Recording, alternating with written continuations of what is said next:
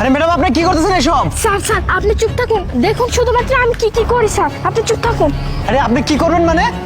আরে আজব তো। আরে স্যার প্লিজ আপনি চুপ থাকুন না, দেখুন আমি কি করি। আরে ম্যাডাম আপনি কি মাথা ঠিক আছে নাকি? আপনি আপনি কি করতেছেন?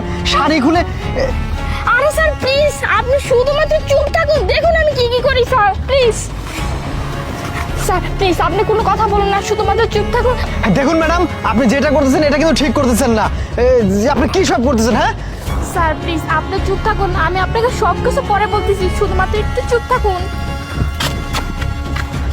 স্যার স্যার স্যার এদিকে একটা মেয়ে যাতে দেখছে না, শাড়ি পরা ছিল, দেখছেন নাকি? না না না এই দিক দিয়ে কোনো মেয়ে যাইতে দেখি নাই। কই আমি দেখি নাই। যান। আচ্ছা ঠিক ঠিক আছে স্যার। স্যার স্যার এইটা কি আপনার? এটা আমার বোন হয়।